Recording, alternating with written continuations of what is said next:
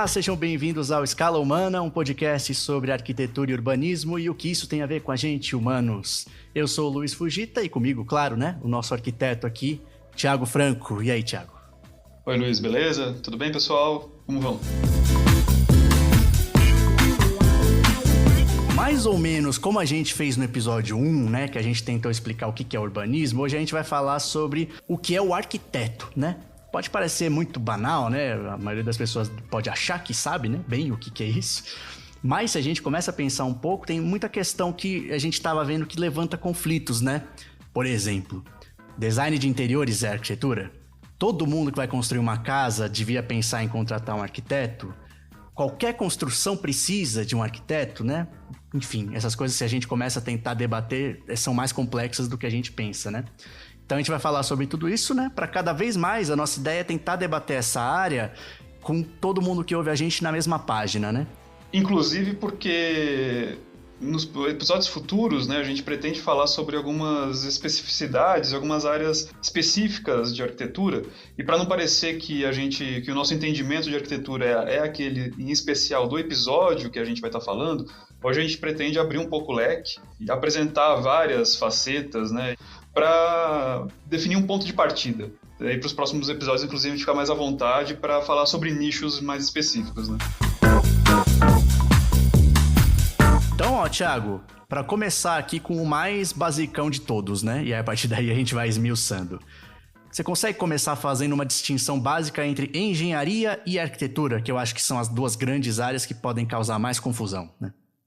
Então, é uma coisa que atormenta muitos arquitetos, principalmente estudantes e etc., que logo que a gente entra na faculdade, a gente começa a cursar e vai se apresentar para a família, né? E chega seu tio lá e comenta, olha aqui o meu sobrinho, engenheiro. Fala, não, tio, não é engenheiro, estou fazendo arquitetura.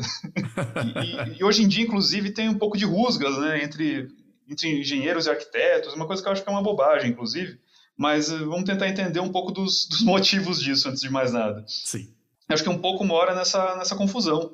Essa confusão entre os dois campos, acho que não é bom, né? Nem para um nem para outro, e não é bom nem para quem vai contratar, eventualmente, um engenheiro, um arquiteto. Mas antes de mais nada, eu queria tranquilizar os arquitetos, para que eles não ficassem tão chateados ao serem confundidos com engenheiros, que acho que tem alguns motivos aí por conta disso. Então, uma das coisas que acho que é bom a gente pontuar é que a engenharia é um curso, né, bastante antigo.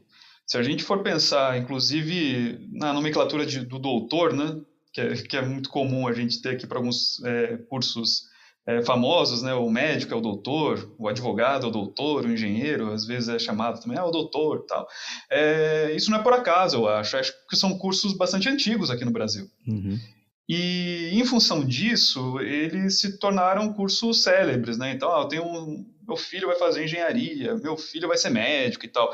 A engenharia civil, com o tempo, ela foi ficando um pouco menos nobre do que os outros dois, né? Mas, né, acho que também tem a ver com a própria dinâmica, né, de mexer com obra e tal. São coisas menos valorizadas pela nossa sociedade aqui, né? Parece um pouco mais braçal do que as outras duas. Tem a elétrica, a de produção, um monte de engenheiro que trabalha em banco, né? A civil realmente foi pegando essa carguinha aí mais de coisa braçal, né? Uma coisa menor. Mas ainda assim, frente à arquitetura, ela é muito mais valorizada, mas eu tenho para mim que isso tem a ver com o fato de ser um curso mais antigo mesmo, né? Uhum. Até antes dos anos 50, você tinha os engenheiros que se especializavam em arquitetura. Então, é natural que com o passar do tempo a gente vai se familiarizando e vai entendendo melhor. Mas eu já queria tranquilizar aqui os ouvintes que estão na faculdade de arquitetura e sofrem um pouco com isso. Poxa, que coisa chata e tal. É natural, gente. Se a gente for pensar, o curso de engenharia, por exemplo, em São Paulo, a primeira faculdade é de 1800 e alguma coisa. Finalzinho de 1800 e pouco. A primeira faculdade de arquitetura de São Paulo é dos anos 40, quase dos anos 50. Uhum. A primeira Mackenzie, um ano depois foi a USP. A gente tem faculdades mais antigas no Brasil, mas sempre estão bastante atrás aí da idade dos cursos de engenharia. Acho que tem muita gente aí que tem pai que é mais velho do que o curso de arquitetura, né? E avós, com certeza. Quem tem avós ainda hoje, muitos devem ser mais velhos do que o primeiro curso de arquitetura aqui em São Paulo, né? Exatamente. Agora, em relação às diferenças, né, qual que é a diferença, então, do engenheiro para um arquiteto? Aí é um ponto importante, porque, de novo, envolve um pouco, acho que, da nossa cultura, agora já é uma cultura mais atual, assim, que é de valorizar a especialização, e valorizar quem tem os conhecimentos específicos, né? E se a gente for entender, em relação a uma obra, por exemplo, as responsabilidades, a gente teria o arquiteto como o generalista da obra. Uhum. Ele não é o sujeito da especificidade. E o engenheiro já seria o cara do item específico. E não o contrário. É muito comum a gente ter um entendimento no Brasil, em especial, de que o engenheiro é o sujeito que entende toda a obra, coordena, faz o projeto, etc. e tal, e daí você contrata um arquiteto para deixar a obra bonitinha, né? Para fazer a fachada, né? Esse tipo de coisa. E, na verdade, a ideia é o contrário, né? Então, o arquiteto ele tem uma formação bem mais generalista e o engenheiro ele tem essa formação mais específica. Em especial, o engenheiro civil, ele tem uma formação para cuidar da obra, etc. e tal, mas é mais na tônica de uma administração dos materiais, né, que serão empregados. E, substancialmente, né, quando ele é o calculista da obra, ele é o cara que vai fazer o cálculo específico da estrutura. Uhum. E, de novo, tem aquele engano, né, que parece que o arquiteto não entende de estruturas, etc. Muito pelo contrário, não é assim. É que o arquiteto ele lança o conceito, né, a ideia da estrutura, então ele tem que entender no geral a questão estrutural. E o engenheiro ele vai nos itens específicos, então aí está um pouco da diferença.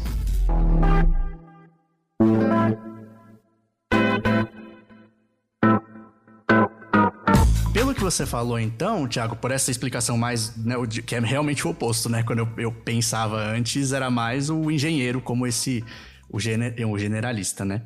Sendo o oposto, você acha que daí surge um pouco também dessas rusgas, né, entre engenheiro e arquiteto? Porque se é o arquiteto que é mais o generalista, a gente começa a deduzir que então ele é meio que o coordenador de uma obra, digamos. E aí já começa aquela coisa que entra um pouco de autoridade, né? Isso, para o ser humano, muitas vezes pega um pouquinho na vaidade. Então eu é que respondo, o engenheiro que responde ao arquiteto, e aí fica uma coisa meio assim.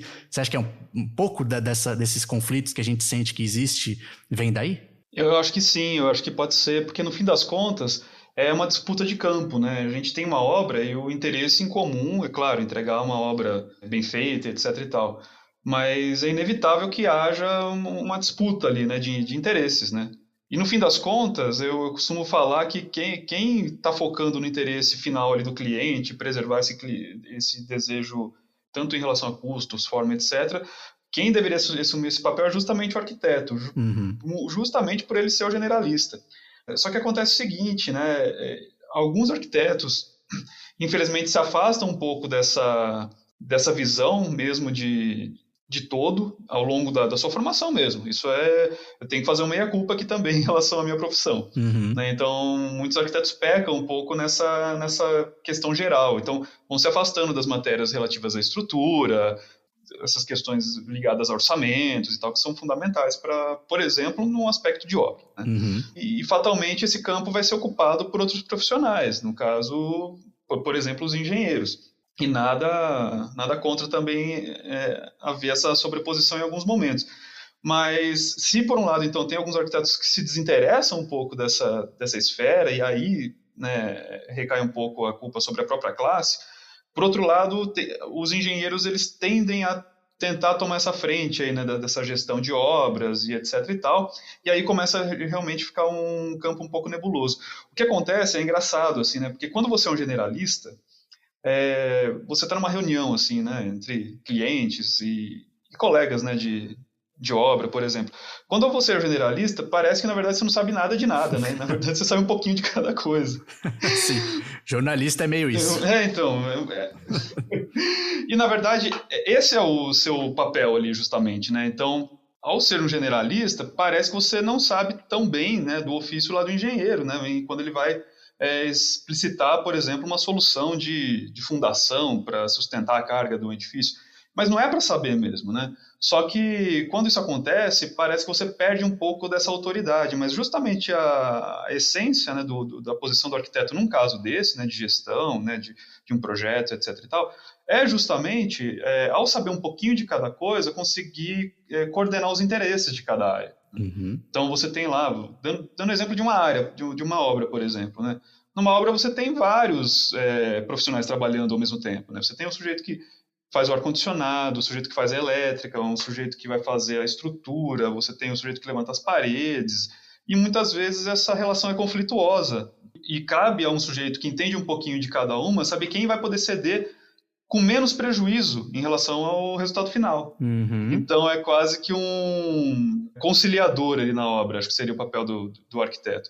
Só que o público não vê muito assim também, né? Então quem vai te contratar às vezes não entende muito esse papel, às vezes o próprio arquiteto, né, o jovem arquiteto não entende que esse é o papel, daí é um problema de formação às vezes. E por outro lado o engenheiro também tem uma formação muito associada a essa gestão, então isso acaba gerando alguns conflitos.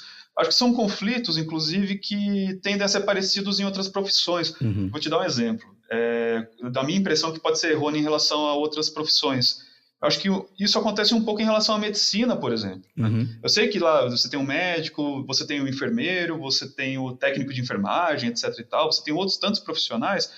Mas eu já vi depoimentos e matérias falando da importância do enfermeiro no centro cirúrgico, né, ou numa ação ali específica da medicina, que muitas vezes é maior do que o médico propriamente dito. Mas eu confesso que eu não tenho essa imagem. Né? Uhum, a imagem sim. para mim é que o médico ele é o sujeito que concentra todo o poder ali na área da medicina, e não sei, parece que não é bem assim, né? Sim, nessa parte, aí você me lembrou de uma comparação que dá para fazer também, porque eu, na área de jornalismo, que é onde eu atuo mesmo, a minha especialidade é na área da saúde, né? Então, essa área da medicina é o que eu conheço um pouco mais. Acho que existe um pouco essa ideia mesmo, né? Assim, tem fisioterapeuta, tem terapeuta ocupacional, tem enfermeiro, tem, né, instrumentador, não lembro.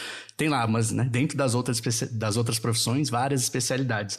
Mas tem uma coisa também entre médicos, dentro, por exemplo, pensando numa cirurgia, porque aí você, pensando em toda uma equipe que tem numa cirurgia, o cirurgião, acho que para quem é de fora, né, que nem a gente, parece ser o cara que comanda tudo, né? Porém, tem não só médicos e outras profissões, como tem médicos de várias especialidades, né? E aí, quando você estava falando, eu pensei assim, que tem uma questão a gente tem essa ideia que o cirurgião, digamos, é o cabeça ali, o coordenador, só que tem umas posições ali, por exemplo, do anestesista, pensando numa cirurgia, é muito importante, né? Que começa a ficar um pouco menos claro, assim, essa posição de quem é o principal, digamos, né? Porque o cara, a gente tem essa ideia que é o cirurgião, mas se o anestesista fizer uma cagada, ele mata o paciente, né? E o cirurgião também, se fizer uma cagada, mata o paciente.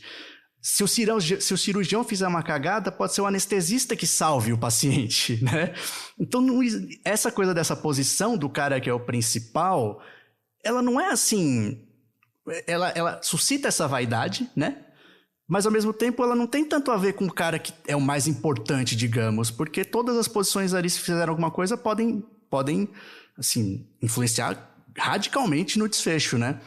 É complicado, porque além de ter justamente então esses profissionais de diferentes áreas, dentro da arquitetura, como somos generalistas, também a gente pode seguir caminhos muito distintos, muito diferentes, né, dentro da própria profissão. Uhum. Então isso que é um ponto que é legal a gente esclarecer hoje, bastante claramente, porque a gente pode ter futuramente episódios que vão falar sobre arquitetura sobre uma determinada ótica muito específica. Uhum. Não quer dizer que aquilo lá é o que é arquitetura. Né? Uhum. Então, e aí essa vaidade entra muito forte, que você comentou um pouco, e essa divisão de responsabilidades, que no fim das contas eu não consigo entender como um grau hierárquico, você compreende? Uhum. Por exemplo, um arquiteto que faz desenhos de imóveis é mais difícil do que um arquiteto que faz desenho de edifícios hospitalares?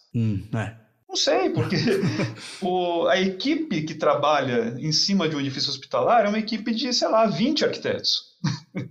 Então, as responsabilidades são divididas. Sim. O sujeito que desenha um móvel, ele muitas vezes trabalha sozinho, então todos os problemas ele tem que vislumbrar de maneira individual. Então, eu não acredito, por exemplo, quando a gente fala de arquitetura, o sujeito que faz interiores, ele é um profissional de segunda categoria. Existe muito esse preconceito, né? Eu faço prédios, né? Eu não faço interiores. Mas, poxa vida, o cara rala tanto e tem tantas preocupações quanto o sujeito que está fazendo o edifício. Sim. Só que esse sujeito que está fazendo o edifício, provavelmente ele está dividindo essa responsabilidade com outros tantos profissionais. E a equipe de interiores, às vezes, são 2, 3 ali, arquitetos. Então, claro que quando você faz um edifício, você está envolvendo estabilidade das construções, né? O porte do prédio, o prédio pode cair e tal, né? Sim. Agora, em interior, você pode, de repente, cometer um equívoco ali, de repente, que pode ser um impacto bastante grande na esfera do seu cliente, que um cliente, às vezes, é um sujeito que acabou de comprar o seu primeiro apartamento ali e tem uma grana limitada para gastar, de repente você faz uma proposição desastrosa, você vai arruinar a vida desse cara durante 10 anos ali, até ele conseguir fazer uma nova reforma. Mas vai ter um prédio que não cai e que é horrível de se viver nele. De repente você faz um edifício ali que tem uma série de problemas, ele vai impactar na vida de algumas pessoas, ou sei lá, a construtora vai tomar um processo. Sim. Mas a construtora tem uma escala também bastante diferente de responsabilidade em relação ao usuário final, então eu não consigo ver uma escala de importância, mas acontece isso na profissão e eu acho que isso é muito ruim. Uhum. Então, arquitetos por exemplo, existem vários programas de decoração na TV, né, de ajuda, de dicas e tal, e tem muito arquiteto que torce o nariz para isso. Isso não é arquitetura, isso é decoração. É um campo, eu acho, né? Então a gente tem vários campos e tem que saber coexistir e entender que são soluções formais para as pessoas lidarem com os espaços construídos. A gente está falando aqui de escala humana, né? Então essa escala ela vai se dar em relação ao móvel, vai se dar em relação a uma sala e vai se dar em relação à cidade, como a gente debateu no primeiro episódio lá de urbanismo, e esse profissional não é mais importante do que o sujeito que está fazendo o prédio ou fazendo um sofá. Uhum. Né? Ele é tão importante quanto, a gente precisa de todos, no fim das contas.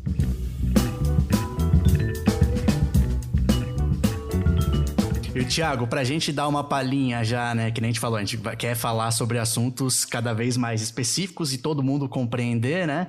Essa coisa do design de interiores da arquitetura é um que a gente, né, que é leigo, também percebe. E aí, começando a dar uma pincelada em outras áreas de arquitetura, assim, por esse viés de um certo conflito que possa existir entre arquitetos, tem mais áreas, assim, que você consiga tornar fácil, né, da gente entender? Sim.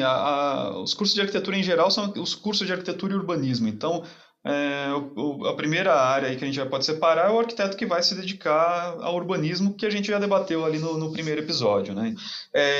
Gestão pública mesmo, a gente tem formação para isso, a gente consegue, né, lidar com políticas urbanas, etc. Então, tem uma área toda aí que às vezes o cara não vai se envolver especificamente com o desenho ali de um edifício, mas se envolver com formatação de leis, incentivos, etc. Então tem bastante coisa aí nessa seara.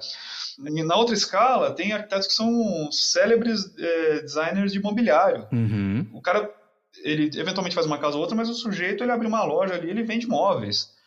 E daí a gente vai mudando de escala, então tem o sujeito que vai trabalhar com design de interiores, que não necessariamente, né, o designer de interiores é arquiteto, mas todo arquiteto pode exercer esse ofício de design de interiores. Uhum. Daí você pode perguntar qual que é a diferença, né, onde está o limite, né, de um para o outro. Por exemplo, o designer de interiores ele só pode lidar com aquela envoltória que já está pronta, ele não pode, por exemplo, demolir paredes ou construir coisas novas, né? Ele vai lidar com aquela estrutura que já está dada para ele. Então, é um curso específico, é uma formação técnica, né? Ou tecnólogo.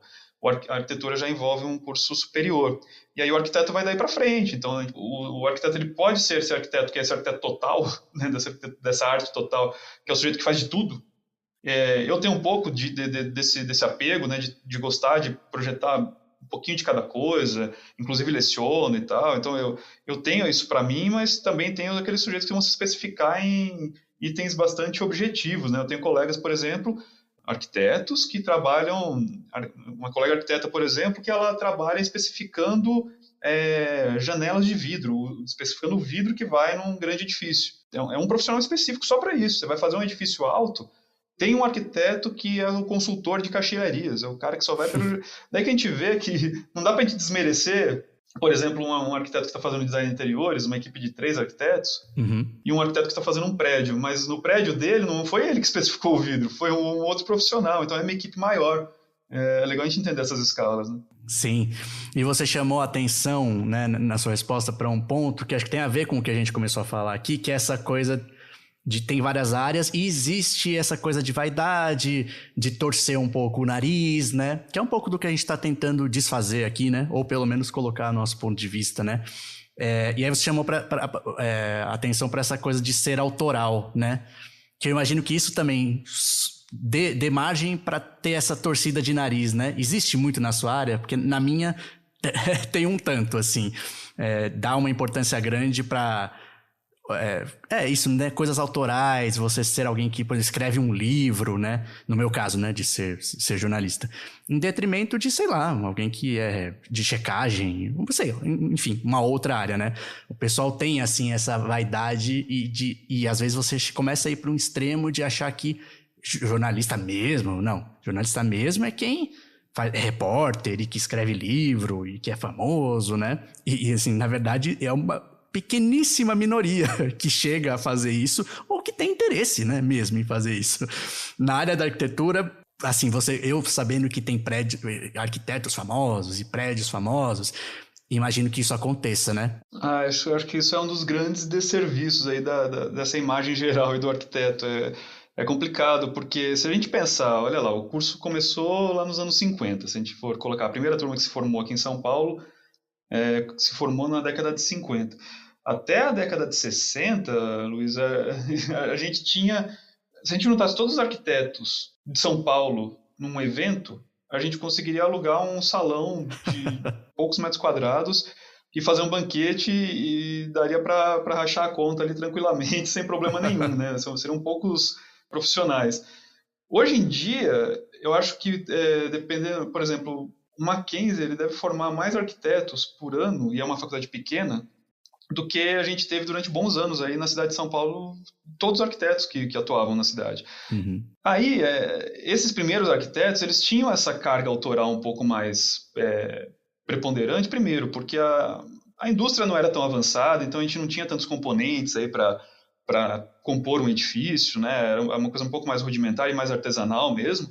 Então era natural mesmo que o arquiteto saísse com esse afã de fazer o desenho, né, e expressar a sua arte, etc. e tal. E a gente tinha muito campo também virgem, né, para exploração. Uhum.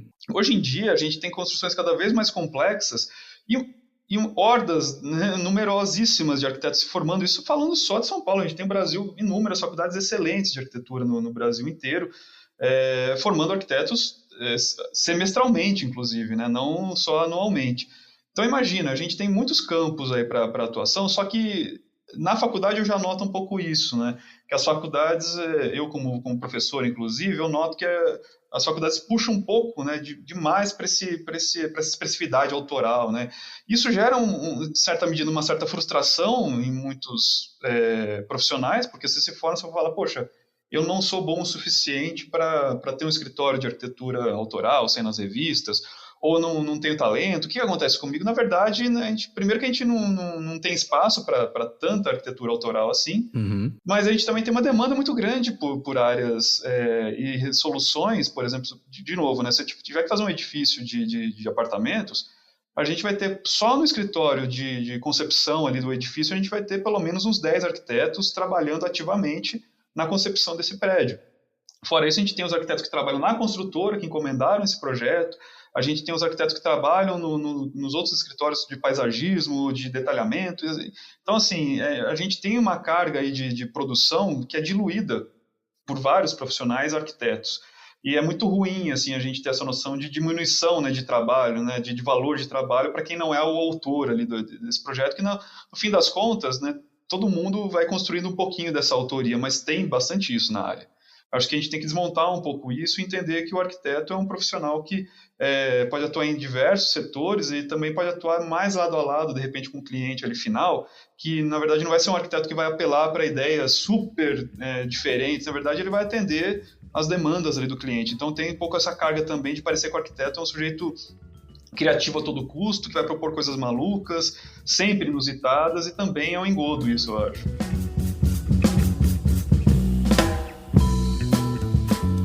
Thiago, pelo que você explicou, então, acho que a gente já começou a entender que aquela coisa da estética, né?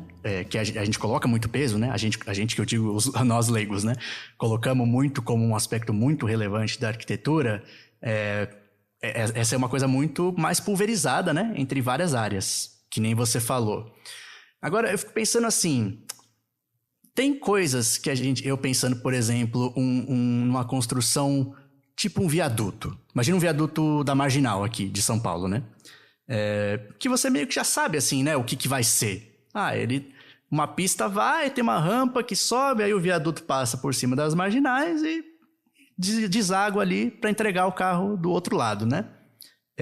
E sei lá, não vejo muito espaço para aquilo ser bonito, né? E tal.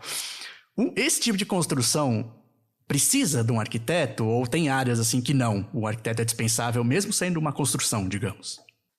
Aí é um ponto importante que da definição um pouco até do qual que é o papel da arquitetura, né? Não só do arquiteto.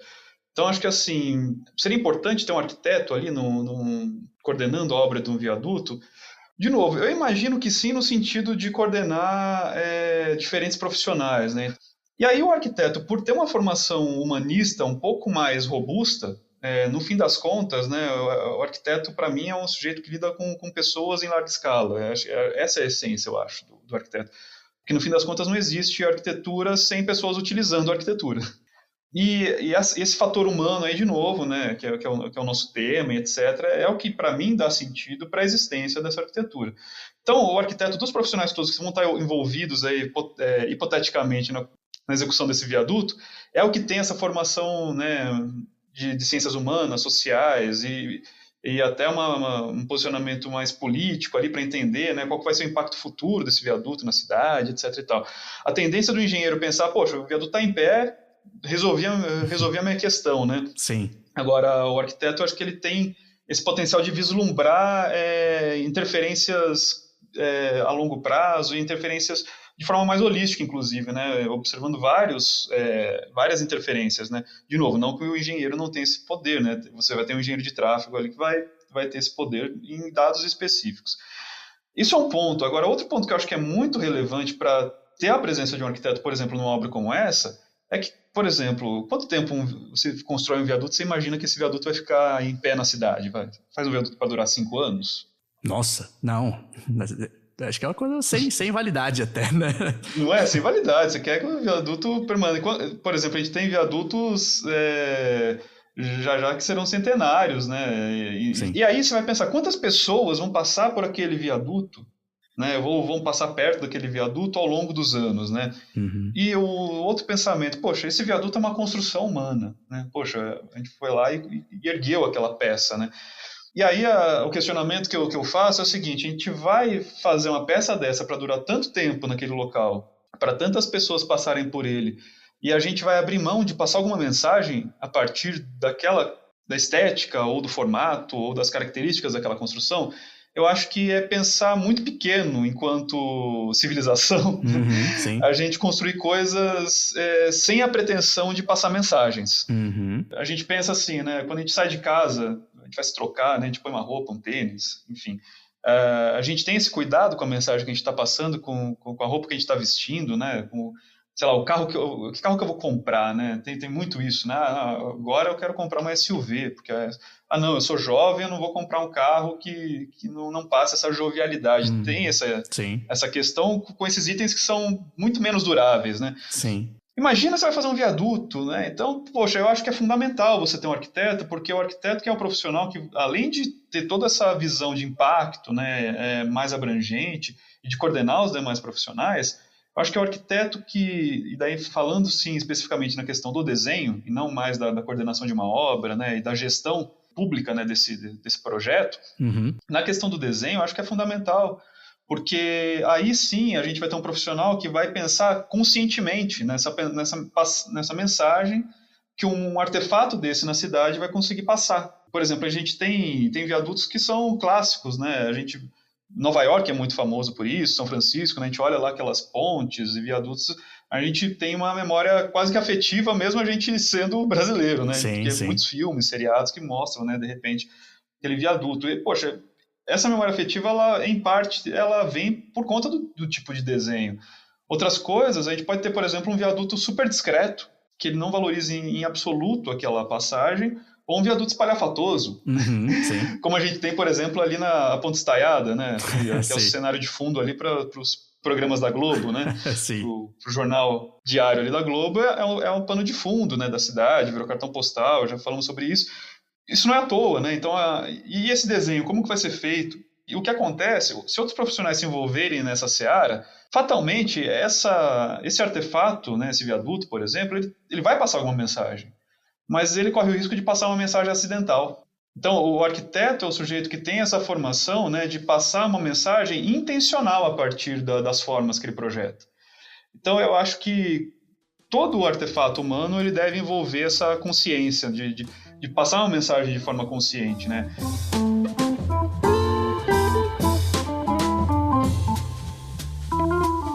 Para arrematar, então, acho que a gente aprendeu aqui, né, ou tentou transmitir que a arquitetura é mais do que só desenhar um prédio, né, digamos, mas também a gente não consegue, assim, né, cravar, né, o que é arquitetura, né? Tem algo parecido com isso que já foi pensado nessa área aí?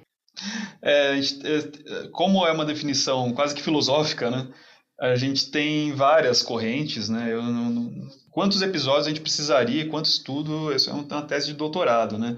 Mas eu vou falar um pouco do que me toca, né? Do que me impacta, assim, dessas referências, e eu vou me basear aí em dois grandes mestres aí da arquitetura brasileira, o Lúcio Costa e o outro Artigas. O Lúcio Costa é um arquiteto, né, um mestre carioca, da escola carioca, e o Artigas, o Vila Nova Artigas, um mestre da arquitetura paulista, né? E os dois tinham uma visão relativamente parecida, assim, que primeiro é o entendimento que a arquitetura é uma construção. Uma construção, literalmente. Construção, literalmente. Ou seja, enquanto está no papel, você tem um projeto de arquitetura, mas você não tem arquitetura ainda, né? Então, as especulações ainda não são arquitetura. E quando a gente vai para o dia a dia mesmo e vai trabalhar com arquitetura, a gente sente um pouco isso, porque o papel ele aceita muita coisa, na hora que você vai de fato construir, que as incongruências muitas vezes aparecem. Sim. Então, para você assumir que, poxa, tem uma arquitetura aqui, o teste final é a construção. E aí você pode me perguntar, né? O pessoal que está ouvindo pode perguntar, poxa, mas onde está o limite, então? Toda a construção é arquitetura? Eu tenho que cursar arquitetura para fazer arquitetura? E a minha resposta é não. Não necessariamente. Agora, que o Cal não me ouça, né? Que é o conselho de classe, que não estou falando legalmente, tá, gente? Sim. Filosoficamente, porque legalmente a gente é regido por um conselho de classe que você tem que ser arquiteto para assinar um projeto. Sim, não, deixamos claro aqui. Mas para você fazer uma construção que seja arquitetura na essência, o que ela precisa? E aí é uma definição um pouco lá do Lúcio Costa, que é a arquitetura. O Bratic também passa um pouco sobre isso, né? O Oswaldo Bratic, o Artigas também vai nessa linha, que a arquitetura é uma construção munida de alguma intenção. Né, de uma intencionalidade. E essa intencionalidade, para mim, eu vou traduzir para vocês, no sentido assim, é uma construção que passa uma mensagem. Sei lá qual é essa mensagem, né? De robustez, de conforto, sei lá, de solidez, de abertura, de democracia, enfim. Essa intenção, para mim, é uma consciência de uma mensagem a ser passada. E aí, como a gente falou lá atrás, mas você não está sendo muito autoral, para mim essa consciência ela envolve todas as escalas. Então é desde o sujeito que está fazendo um banco, né, você tem uma intencionalidade ali de mensagem, quem está projetando uma ilha de uma cozinha, né, onde vai ficar o fogão, onde vai ficar a geladeira, já tem uma intenção de uma mensagem aí, na escolha de um revestimento. Então a gente vai passar por todas as escalas da arquitetura, a gente vai ter discussões dessa intenção agindo de forma mais autoral e mais macro, né? Ou até numa escalinha micro ali, mas acho que a gente não pode se eximir de passar mensagens, eu acho. Acho que, como seres humanos e como civilização, fazer muito pouco a gente colocar coisas no mundo sem ela estar embebida aí de alguma uma noção de sentido para a gente. E aí que eu acho que é a definição da arquitetura. De novo, né, mesmo em projetos que eu não tenho aquela carga autoral tão forte, a expressão humana ela está em pequenas atitudes também. Eu acho que se eu tivesse que resumir para mim o que eu entendo que seria um caminho de entender a diferença de outras construções para a arquitetura, é isso, né, uma construção que passa uma mensagem, né, intencionalmente. Perfeito. E eu só, né, coloco uma observação que é um pouco isso que você chamou também a atenção. Por ser uma área que tem aquele flerte com a arte, né? Eu acho que existe um pouco essa tendência de, beleza, compreendi o conceito que você passou e concordo com ele, mas sempre a gente é chamado assim para aquela área de, mas precisa ser alguma coisa que seja uma obra de arte, sabe? E aí acho que é uma das partes mais importantes que você colocou nessa resposta foi isso, assim, vou fazer um banco para mim, que seja, sabe? Não vai ser uma obra de exposição nem nada. Mas não é isso, não é essa parte do glamour, digamos, que define, né, o que é arquitetura. E eu acho sempre uma pena quando eu digo isso porque na minha área, que é o jornalismo, também tem um pouco isso, né? E aí você passa a desmerecer o que é, na verdade, a maioria que compõe, né, aquela área do conhecimento, né? Em nome de começar a reduzir, né? Achar que o que faz aquela área é o que traz um glamour, o que é uma peça de exposição, é uma obra-prima. E acho que você resumiu muito bem quando você incluiu, né, as coisas comuns do dia a dia aí. O que importa é a intenção, né, do profissional que está fazendo aquilo. Vamos aqui agora então para o nosso Arquitetura para Viver.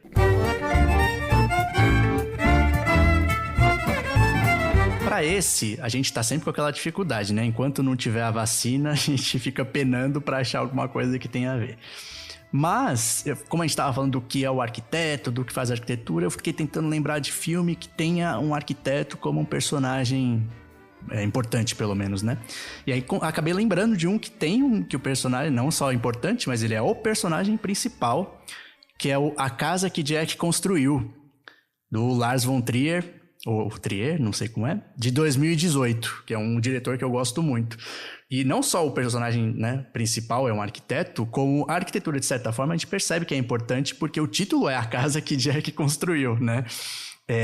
Como eu falei, a gente tá nessa hora do Arquitetura para Viver, a gente tenta trazer uma discussão que a gente vai, assim, tipo, sai da casinha, né? Pra trazer e de alguma forma aproximar ao que a gente conversou. Nesse caso, eu acho que não foge disso, porque o Jack, que é o principal, é um arquiteto e é também um serial killer. E o Lars von Trier, se alguém conhece, sabe que ele gosta muito de falar de coisas filosóficas, né? É um cara pouco literal, né? Nos filmes dele. Não é uma coisa da trama, literalmente, ser a mensagem que ele quer transmitir. Então, nessa eu acho que é uma boa forma da gente pensar em outros elementos de como a arquitetura, ou como um cara que é um arquiteto enxerga a sua obra, ou como ele coloca essa intenção, né, que você falou, Thiago. E você viu o filme há menos tempo, né, do que eu. E queria ver se você acha, né, como que você enxerga que esse tema desse episódio se reflete nesse filme, né? Então eu fiquei especialmente assustado, assim, com a sugestão, porque daí eu me toquei que tem alguns outros filmes, inclusive, que o arquiteto, ele pratica, na minha ótica, são crimes, né? Porque o Charles Bronson lá no Desejo de Matar, né? Que ele vira um justiceiro, ele era arquiteto também. Eu falei, meu Deus, será que a pessoa não tem lembrava, coisa? eu adoro. Mas eu adoro e eu nem lembrava. Tem 200, né? Desejo de Matar, eu via muito com meu pai criança, mas não lembrava que ele era arquiteto, não. Mas acho que no Desejo de Matar o fato dele ser arquiteto é para demonstrar que ele era um cidadão pacato, né, tradicional ali dos Estados Unidos e que sofreu os crimes. Não é muito essa ótica desse filme que a gente está falando. Mas a ótica desse filme acho que me pega no sentido muito da vaidade mesmo.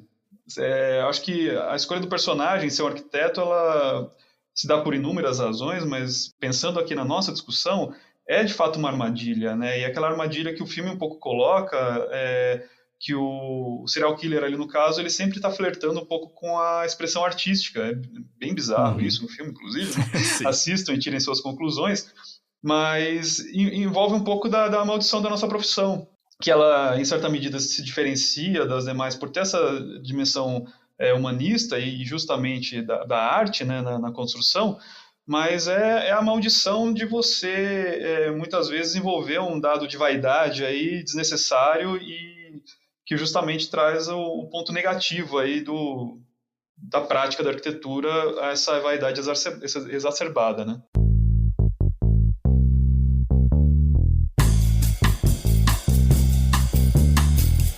Pessoal, obrigado por terem ouvido mais esse episódio. A gente está montando uma espécie de grade, né? Com umas editorias. Para deixar, assim, cada episódio com algum tipo de assunto que tenha mais, assim, uma espécie de classificação, né? Vamos dizer assim. Então, por exemplo, o primeiro que a gente fez foi para tentar explicar o que é urbanismo. Esse aqui, um pouco mais do que é arquitetura, digamos, né? Então, sabe, explicar conceitos. Já o segundo, que foi falando da reforma do Anhangabaú, foi um pouco mais comentando um assunto quente, digamos, né? Que criou alguma controvérsia aí, né? Então agora a gente tá nesse momento de criar editorias para o nosso podcast. A gente queria até pedir paciência um pouco para os ouvintes. A gente está no comecinho ainda, né, do podcast, e a gente precisa, inclusive, pontuar alguns assuntos de base mesmo. Então a gente tem muitos assuntos quentes, né, principalmente aqui em São Paulo, que a gente esbarra toda hora. Eles serão trazidos para a nossa discussão, mas a gente pretende fazer também um podcast bastante diverso. Então, nesse começo a gente precisa mesmo debater algumas questões básicas, né, como foi o primeiro e esse. A gente vai incluir, então, vários outros assuntos bastante atuais da cidade, mas a gente pretende fazer um podcast que abarque várias escalas e vários temas. Então, acho que daqui a pouquinho ele vai ter uma cara bem específica, assim, que vocês vão distinguir, mas por enquanto a gente está ainda construindo, né, esse corpo todo. Eu sou doido pra gente começar a fazer o uso da vida prática, que eu acho que vai ajudar muitas pessoas e eu vou gostar muito de falar, né? Que é aquelas coisas que eu tava pensando, eu ouço muita reclamação que os prédios novos, a pessoa sofre com barulho, né? É isso mesmo, esses eu quero muito fazer. Mas, né, vamos fazer primeiro esse pra criar o forro aqui, né, do nosso programa. Sobre o nosso Instagram, né, a gente, como falamos no anterior... A gente já bateu 100, né? Primeira marca. E agora a gente quer chegar nos 200. Como não teve uma explosão, nossa próxima meta é chegar a 200, né? Então, deem uma força aí. É legal que a gente vê que o pessoal que interage ali e tal, tem ouvido. A gente tem muitos colegas meus, arquitetos, alunos ou ex-alunos, etc. Muita gente envolvida, né, nessa área. Eu acho super legal, assim, o pessoal tá curtindo, quer dizer que a gente também não tá indo tão, né, a gente tá conseguindo tratar com vários públicos.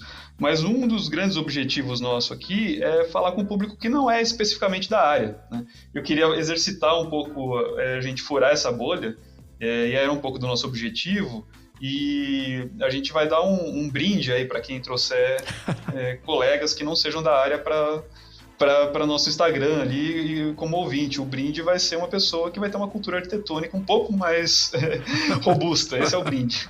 Então eu faço o convite aqui para vocês.